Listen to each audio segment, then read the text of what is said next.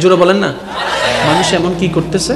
হয়তো অলোভ করতেছে, না হয় অহংকার করতেছে, না হয় হিংসা করতেছে, না হয় বিদ্বেষ করতেছে, না হয় এগুলা করতেছে, না হয় সেগুলা করতেছে। কে করতেছে? মানুষ। তো মানুষ তুমি হিংসা করো কেন? বলে যে আমার ভিতরে হিংসা আছে।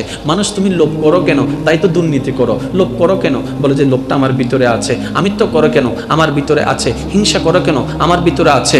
অহংকার করো কেন? আমার ভিতরে আছে। তা আমার ভিতরে আছে কোথায়? পায়ে,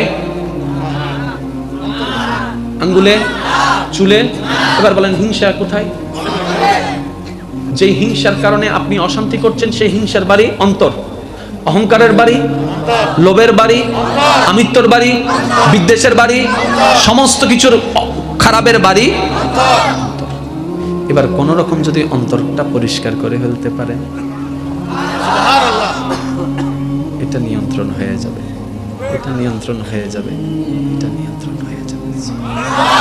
এবার টোটাল বিষয়টাকে আমি একদম আপনাদের, যেন আলোচকের কাজ হচ্ছে শ্রোতাদেরকে বুঝাই দেওয়া। আমি বলে গেলাম, আপনারা শুনে গেলেন, কোনো কিছুই হলো না, এটা কাজ হবে না। আমলটা তো করতে হবে। তো এই আমলটা হয় কখন? এই আমলটা হয় যখন শেয়ারিতে যেরকম কানেকশনে মিলে ট্রান্সফার হয়, বক্তা এবং শ্রোতাদের দিলের কানেকশন যদি এক হয়, ট্রান্সফার হবে, এটা কাজ হয়ে যাবে। মনে রাখবেন ভাইয়া, মনোযোগ মনোযোগ। চুরি করা ভালো নাকি খারাপ? দুনিয়ার জন্য ভালো নাকি খারাপ? শান্তির কারণ না অশান্তির কারণ? তাহলে যতগুলো অশান্তির কারণ, অশান্তির একটা কারণ হচ্ছে চুরি। এবার চুরিটা কখন হয় দেখেন, 9টা 20 মিনিটে মোকাররম বাড়ির মোবাইল চুরি হয়েছে। কয়টা 20 মিনিট? জোরে বলেন। তাহলে চুরি যেহেতু হয়েছে, কেউ না কেউ নিয়েছে। কেউই বা হন দিবে তো, গরু ন চল ন। আচ্ছা বলেন তো, 9টা 20-এ যে মোবাইলটা চুরি হয়েছে, এটা কি 9টা 20-এ চুরি হয়েছে নাকি আগে থেকে কিছু শুরু হয়েছে? এবার টোটাল বিষয়কে আমি আপনাদের সামনে প্রেজেন্ট করার চেষ্টা করি, আপনারা শুধু মিলাবেন। সময়ের ঘড়ির কাঁটায় যখন 8টা, আমার ভাই স্টেজে আসছে, 8টা 15 মিনিট, প্রথম তার নজরটা মোবাইলে পড়ছে। 8টা 15 নজর পড়ার পর এই নজরের সিগন্যালটা এখানে যাওয়ার পর এখন শুরু হয়ে গেছে। সুন্দর আছে তো, হাইওয়ে এলে তো অর আশেপাশে এতগুলো মানুষ বসে আছে, আমরা কেউ কিছু জানি না, এটা মনে মনে হাইওয়ে এলে তো সমস্যা নেই, ঠিক না? উজুর অত্যন্ত টিয়া আছে, হালি আর কিনি বুদরি তুমি কি আছে না? হাইওয়ে এই হন্ডা চলত দিয়া জোর হন না, হন্ডা হ্যাঁ মনত কলবত চলত দে। যখন এখান থেকে সেই পারমিশনটা পাস হয়ে যায়, সিগন্যালটা চলে যায় এখানে। এবার এই জায়গার জ্ঞান বাবু, ব্রেন বাবু প্ল্যানিং করা শুরু করে, কখন খাবে, কেমনে খাবে, কোন পদ্ধতিতে খাবে। তখন ঘড়ির কাঁটায় 9টা, কয়টা শুরু হয়েছিল? 8টা, জোরে বলতে হবে 8টা।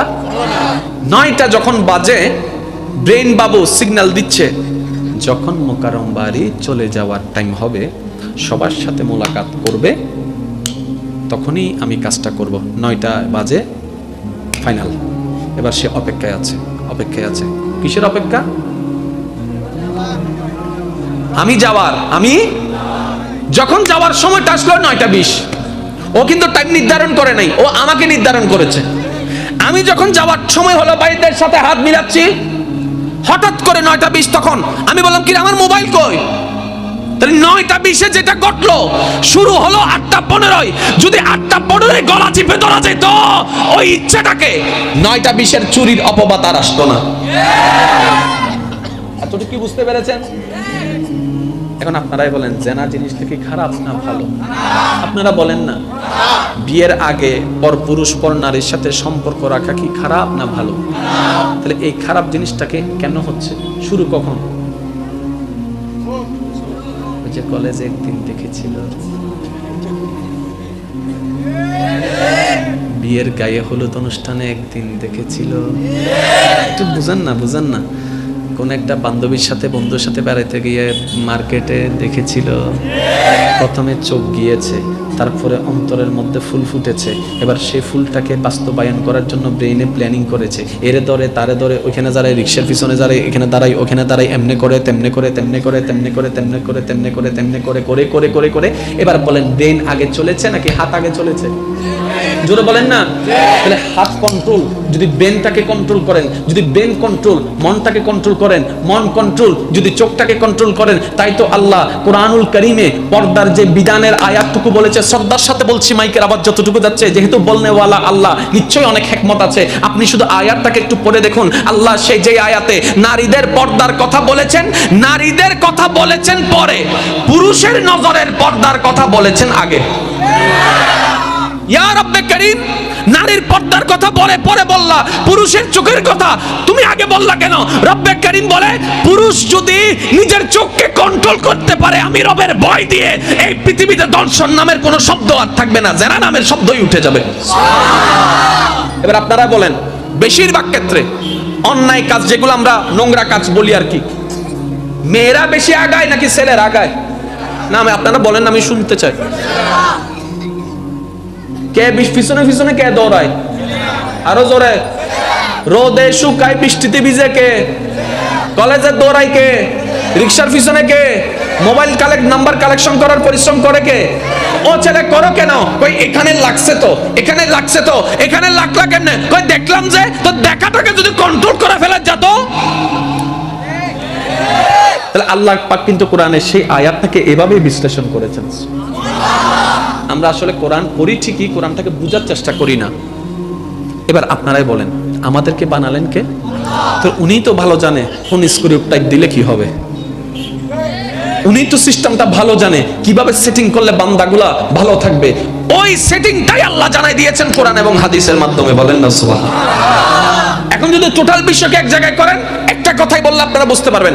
একটা হচ্ছে ধর্ম, একটা হচ্ছে মানুষ। একটা হচ্ছে ধর্ম, একটা হচ্ছে, আর একটু জোরে বলেন, একটা হচ্ছে ধর্ম, একটা হচ্ছে মানুষ। ধর্মের মানুষের দরকার নাকি মানুষের ধর্মের দরকার? ধর্মের মানুষের কোনো দরকার, কারণ ধর্ম তখনও ছিল যখন কালিমা পড়নেওয়ালা একজন ছিল, ইসলাম তখনও ছিল। যখন আজান প্রকাশ্যে দেওয়া যেত না, ইসলাম তখনও ছিল। তাহলে ইসলামের আমাদের দরকার নাই, কিন্তু আমরা মানুষ হওয়ার জন্য একটা গাইডলাইনের দরকার, আর ওই গাইডলাইনের নামে হচ্ছে ইসলাম।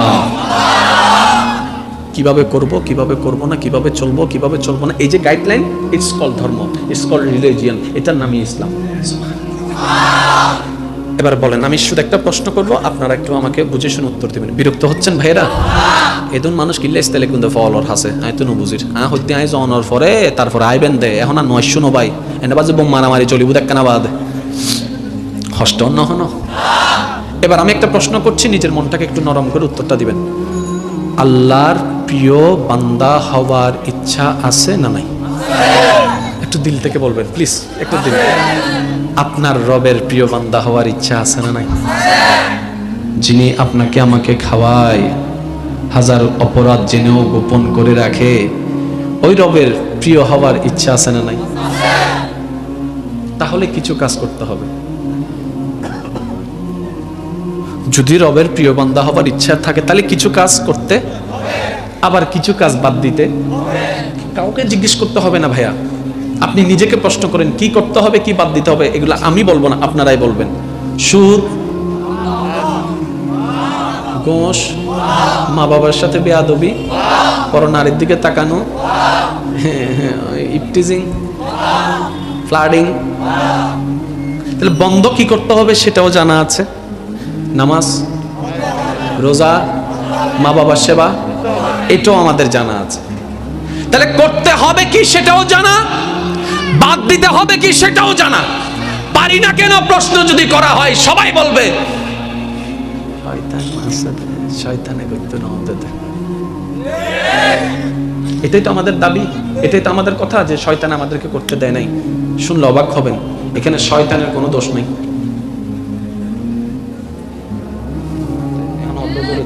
দোষ না, একজন আরেকজনের মারি নাক ফুড়ে ফেলি, পুলিশে আয় হারে দর্জি, মানুষেরা নাকি শয়তানরে একদম মানুষ ভাব দেয় স্যার আর কোনো দোষ। क्या ওদিন শয়তানে গোসা লাগাই দিয়ে দেয়।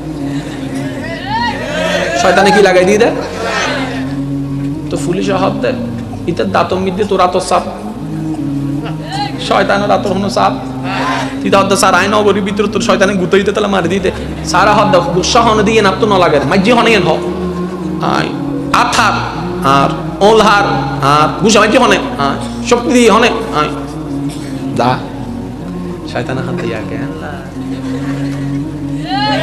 এই কনসেপ্টগুলো যদি বুঝতে পারি আমাদের সবকিছু ইজি হয়ে যাবে। তো মনে রাখবেন শয়তান বান্দা আল্লাহ,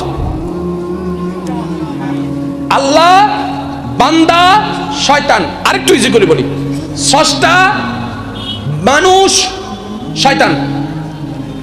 শয়তানের টার্গেট হচ্ছে মানুষকে তার দিকে নেওয়া, কিন্তু বান্দার চেষ্টা থাকতে হবে শয়তানের সাথে সম্পর্ক ছিন্ন করে রবের দিকে যাওয়া।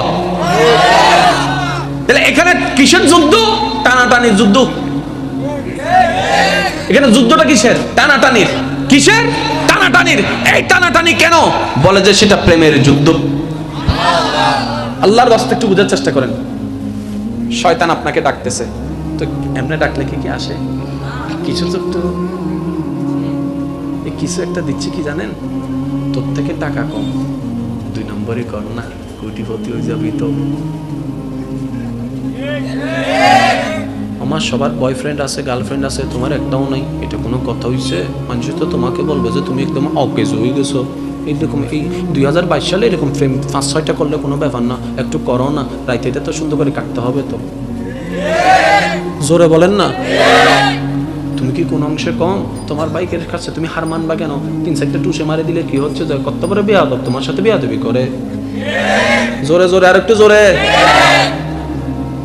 বাপের জায়গা তোমার বোনকে দিবা কেন? তুমি ভাই আসো না? হ্যাঁ, তোমার ছেলে মেয়ে আছে, তো বোনের তো বোন পাবে তো স্বামীর বাড়ির থেকে, তোমাকে কেন দিতে হবে? হিসাব বুঝতেছেন? হিসাব বুঝতেছেন? তাহলে শয়তান আপনাকে কিছু প্রোডাক্ট দিচ্ছে, এবার আপনার ইচ্ছা নিবেন নাকি নিবেন না। যদি নেন তার দলে চলে যাচ্ছি, যদি বলেন যে না নিব না, মনে রাখবেন আপনি রহমানের দিকে হাঁটছেন। এবার আগে শয়তানের প্রোডাক্টগুলোকে একটু সিলেক্ট করেন। হিংসা রহমানের না শয়তানের? আমি আপনাদের একটু মুখ থেকে শুনতে চাই, হিংসা রহমানের না শয়তানের? অহংকার রহমানের না শয়তানের? লোভ রহমানের না শয়তানের? বিদ্বেষ রহমানের না শয়তানের? গুতাগুতি রহমানের না শয়তানের? মাফ না করে প্রতিশোধ নেওয়া রহমানের না শয়তানের?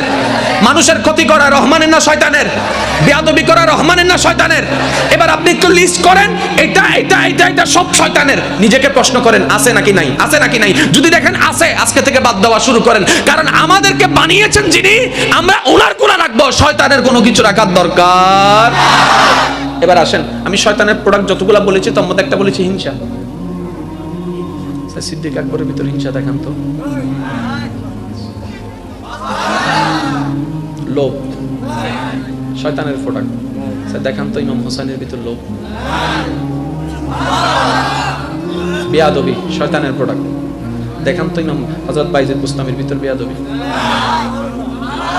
আর একটু জোরে জোরে বলেন না।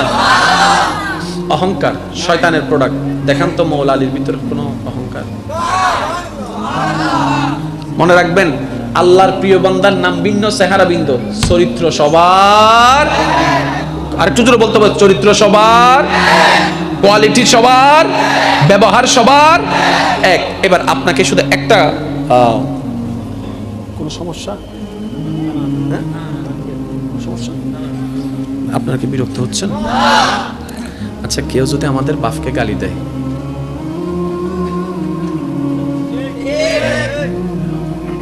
দিলে লাভ কি? সাহস দিলে গাছতলায় আসো না।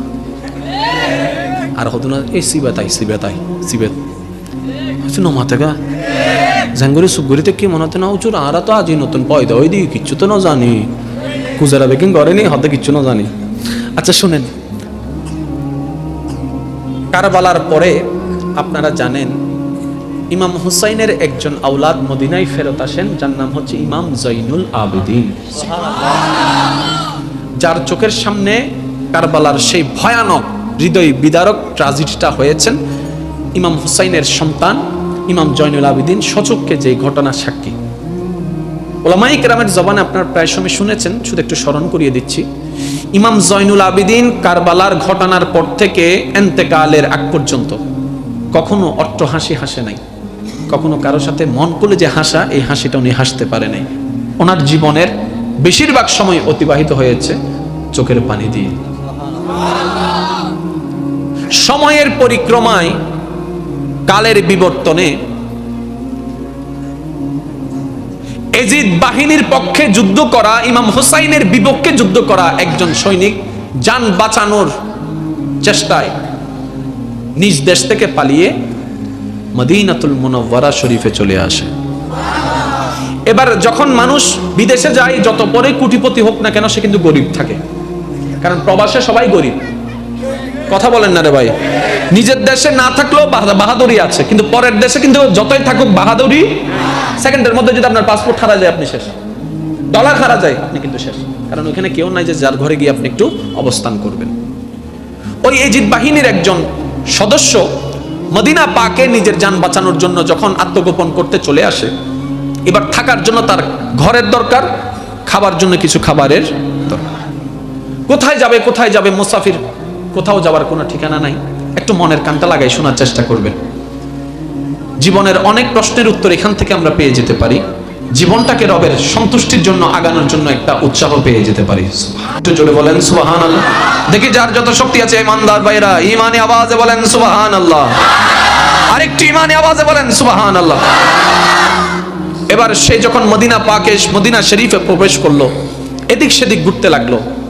একজন মানুষ ওনাকে মুসাফির অবস্থায় দেখে জিজ্ঞেস করলেন, ভাই আপনি মনে হয় ভিন দেশ থেকে এসেছেন? বলে যে হ্যাঁ। তো এখানে কি বিষয়? বলে যে আমি কিছুদিন এখানে থাকবো, কিন্তু থাকার জন্য কোনো ঘর, কিন্তু কোন একটা কিছু যে দিব এরকম টাকাও আমার কাছে কোনো সামর্থ্য নাই, কিন্তু মেহমানদারি দরকার, থাকার জন্য ঘর দরকার, খাবারের জন্য খাবার দরকার। তখন ওই মদিনাবাসী বললেন, চলেন আমার সাথে, আপনাকে থাকার ব্যবস্থা করে দিচ্ছি।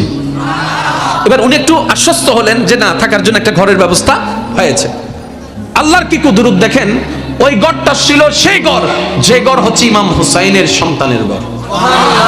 এটা উনি জানতো না। যেতে যেতে জিজ্ঞেস করলেন, ভাইয়া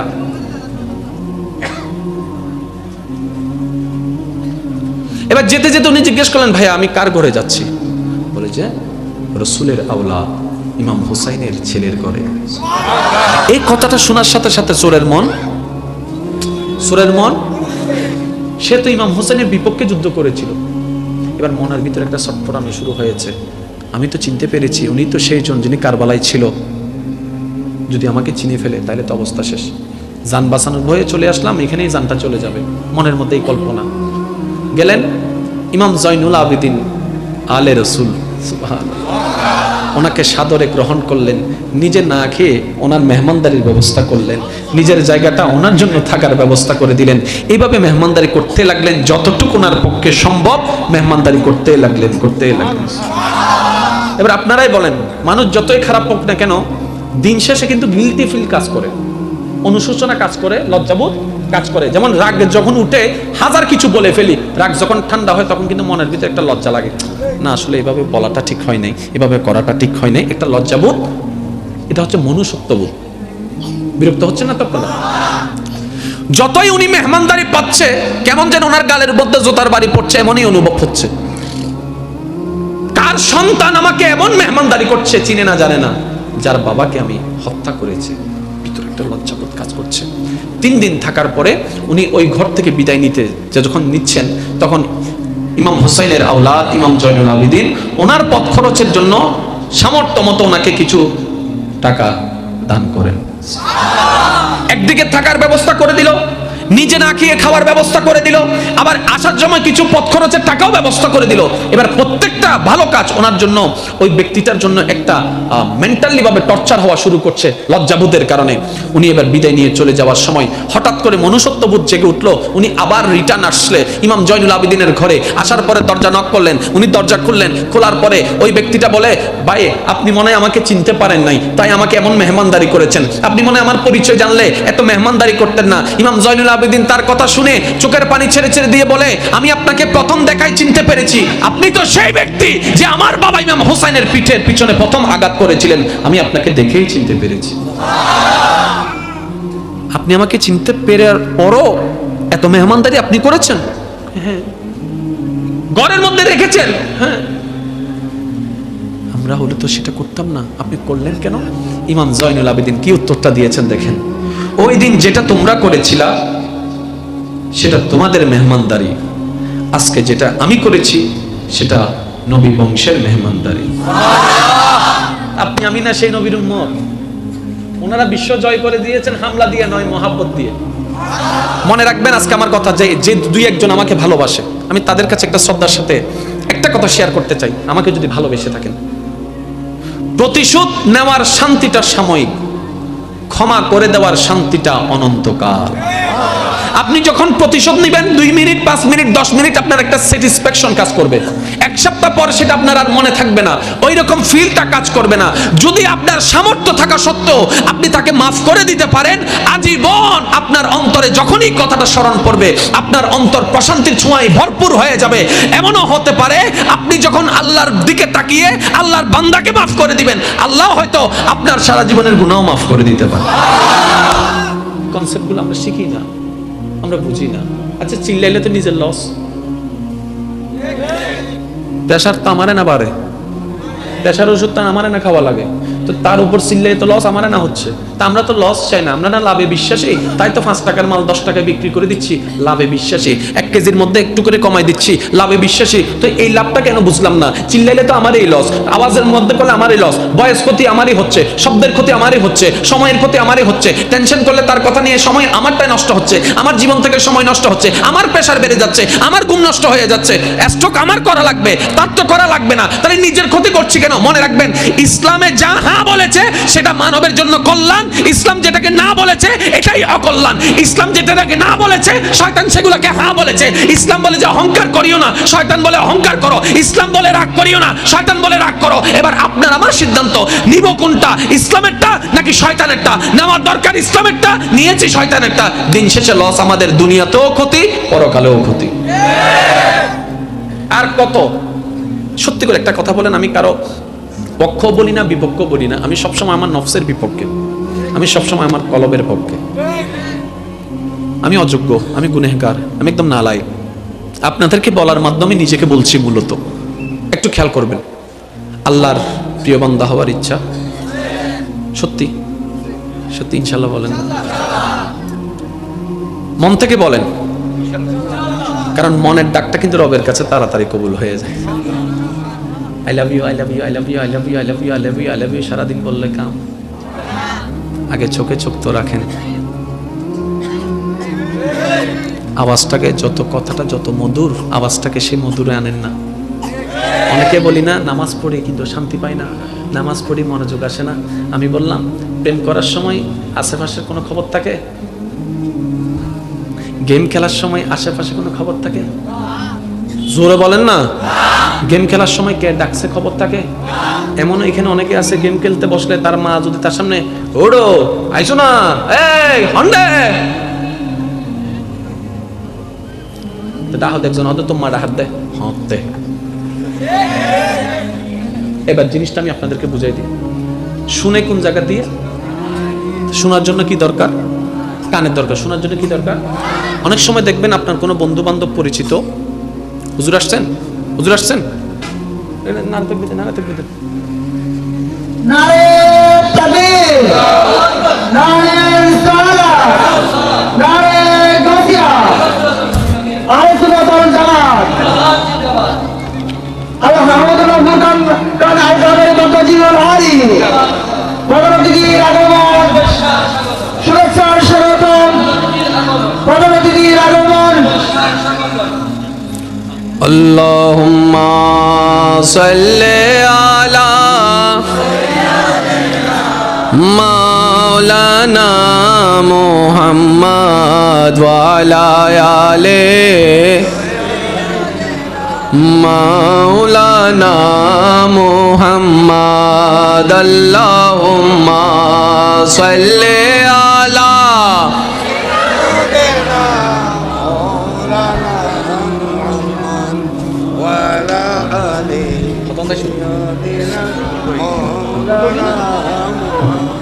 নাই আওয়াজিবে নয়, সিডিংগে আওয়াজ। একবার দরুদ শরীফ পড়ুন চাই সিডিংগে আওয়াজে। আল্লাহুম্মা সাল্লি আলা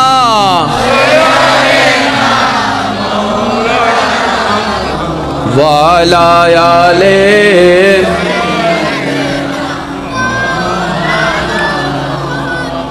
জন্ম আমার নবীর যুগে হলে কেমন হতো, জন্ম আমার নবীর যুগে হলে দুনয়নে রাসূল পাক দেখিলে কেমন হতো, দুনয়নে রাসূল পাক দেখিলে কেমন হতো, জন্ম আমার নবীর যুগে হলে আসতো বেশে হাজারাতে বিলালের মধুর আযান, যেই আজানে ছিল এমন প্রেম মুগ্ধ রহমান, দয়াল নবীর পিছে নামাজ পড়লে কেমন হতো, দুনয়নে রাসূল পাক দেখিলে কেমন হতো, জন্ম আমার নবীর যুগে হলে। উচ্চ আওয়াজ একবার বলেন মারহাবা। আজকের মাহফিলের সম্মানিত মেহমানে আলা আমার প্রাণপ্রিয় ভাইজান তাশরিফ এনেছেন, স্বাগতম জানিয়ে একবার বলেন আর একটু জোরে বলেন মারহাবা। আল্লাহ পাক ওনার হাজিরিকে কবুল করুক, আমাদের হেদায়েতের জন্য ওনার জবান থেকে আল্লাহ পাক হেদায়েতের বাণী আমাদের অন্তর পর্যন্ত পৌঁছার তৌফিক দান। প্রিয় ভাই উপস্থিতি, আমি বিদায় নিচ্ছি আপনাদের কাছ থেকে, কথাটা একটু শেষ করে নিচ্ছি যেহেতু ভাইজান উপস্থিত হয়েছেন। আল্লাহর প্রিয় বান্দা যদি হওয়ার ইচ্ছা থাকে, এতদিন যা করার করছি, যেমন করছি যেভাবেই করছি, এখন অন্তত জীবন একটু ব্রেক লাগা দরকার। জীবনের গাড়িতে একটু ব্রেক চিপে ধরার দরকার, একটু ব্রেক করে পিছনে তাকানো দরকার। আচ্ছা, কাউকে কিছু বলবো না, শুধু একটা কথা বলবো। রাত্রে যখন আজকে ঘুমাতে যাবেন, আমরা যখন ঘুমাতে যাব, সব কাজ শেষ করার পরে যখন শুবেন, শোয়ার পরে একটু চোখ বন্ধ করে নিজের অতীতের লাইফটাকে একটু খেয়াল করবেন, ক্যালকুলেশন করবেন, নিজেরটা নিজে। কাউকে কিছু বলতে হবে না, পাশে যেই থাকুক না কেন কাউকে কিছু বলতে দিতে হবে না, নিজেরটা নিজেই। দেখবো আমরা এইভাবে চিন্তা করলে পুরো জীবনটাই অতিবাহিত হয়েছে, অনেক কিছুই ঘটেছে, কিন্তু টোটাল হিসাব করলে দেখবেন যে জিরো।